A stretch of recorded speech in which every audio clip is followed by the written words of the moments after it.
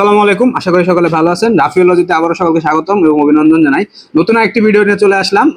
এক সপ্তাহ যাবত ভিডিও দিতে পারছি না, ইউনিভার্সিটিতে চাপ চলছে। যাই হোক, এখন দিতে পারবো কারণ 2-3 দিন সময় পাইছি। যাই হোক, হাতে যে জিনিসটি দেখতে পাচ্ছেন খুব স্পেশাল জিনিস, এটি হচ্ছে ভিভো X200 আলট্রা।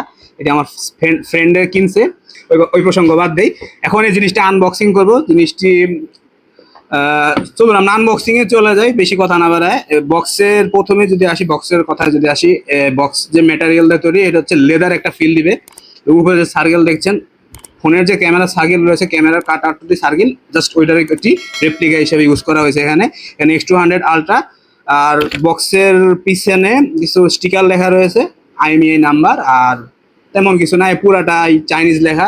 আর এটি যেহেতু আমরা সকলেই জানি, অনেকেই জানেন কি জানেন না, যে ভিভো X200 আলট্রা চাইনিজ ভেরিয়েন্টই হয়, গ্লোবাল ভেরিয়েন্ট তাদের নাই। তো চলুন এখন আনবক্সিং করি। সো প্রথমে যদি আমি বক্সটা হাঁটাই, প্রথমে আমরা ডিভাইসটি পেয়ে যাই। ডিভাইসটি আমরা একটু পরে দেখবো, ডিভাইসটি সাইডে রাখি। চলুন দেখি বক্সের ভিতরে কি কি আছে। সো বক্সটি খুলতে প্রথমে পেয়ে যাবো আমরা একটা, বলতে গেলে সিলিকন কেস। এটা ফোনের কালারের সাথে ম্যাচ করা থাকে সম্ভবত। এই ফোনের যেহেতু লাল কালার কেসই তারা দিয়েছে। তারপর হচ্ছে সিম ইজেক্টর একটি পিন থাকে, আর কনভেনশনাল একটা মোটা সোটা শক্তিশালী কেবল দিয়ে রাখছে, USB to type C. Samsung কিংবা আইফোনের যেমন বক্সের সাথে type C to type C দেওয়া থাকে, এখানে তেমন নাই, এটা USB টু টাইপ সি। ব্যাপারটা ভালো লাগছে। আর বক্সে তারা একটা 90 ওয়াট চার্জার দিয়ে রাখছে, বেশ ভালো পরিমাণ ওজন আছে চার্জারটার। ইমাজিন করে একটা ফোন 90 ওয়াটের চার্জার। যাই হোক, চার্জিং এর প্রসঙ্গে পরে আসি। এখন চলুন আমরা মেইন ডিভাইসে ফোকাস করি। তো এই হচ্ছে মেইন ডিভাইস। হাতে যে জিনিসটি দেখতে পাচ্ছেন খুবই হ্যান্ডি, একটু ওজন আছে, ভালোই ওজন আছে। ক্যামেরার কাট আউটটা বিশাল বড়, ম্যাসিভ একটা ক্যামেরা সেটআপ এখানে ইউজ করছে তারা। পুরো DSLR এর মতোই। DSLR এর যে লেন্স থাকে, একটা লেন্স মনে নিয়ে বসায় দিছে, কিন্তু ভিতরে আরো কয়েকটা সেন্সর রয়েছে, 3টা সেন্সর রয়েছে। এটার যে প্রাইমারি লেন্স এবং যে টেলিফোটো লেন্স, এটার সেন্সর কিন্তু একই স্পেসিফিকেশনের সেন্সর। চলুন আমরা এখন অন করি এটা। ওকে, ফোন কিন্তু অন হয়েছে। এখন আমরা সরাসরি হোম স্ক্রিনে চলে গেলাম। ট্রানজিশন খুবই স্মুথ, বাটারি স্মুথ, যেহেতু 120 হার্টজ LTPO প্যানেল ইউজ করা হয়েছে এখানে। এটা হচ্ছে BOE, বেইজিং ওরিয়েন্টেড ইলেকট্রনিক্স এর কাছ থেকে তারা এই ডিসপ্লেটা নিয়েছে।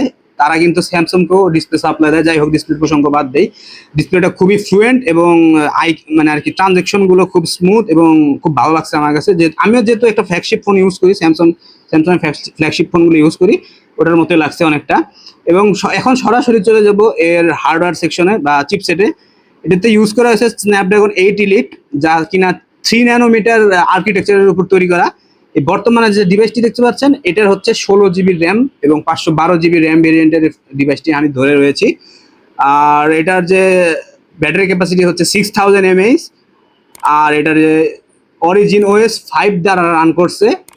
এখন আসি মেইন যে আকর্ষণ এই ডিভাইসের ক্ষেত্রে, ক্যামেরা অনেকটা DSLR এর মতো দেখা যায়।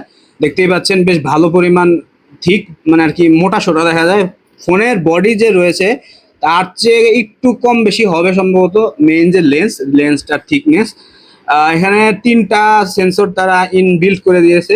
মেইন যে সেন্সর এবং যে টেলিফোটো লেন্স, এটার স্পেসিফিকেশন সেম। ইতিহাসের প্রথম কোনো ডিভাইস যা কিনা 2টা সেন্সরের স্পেসিফিকেশন সেম।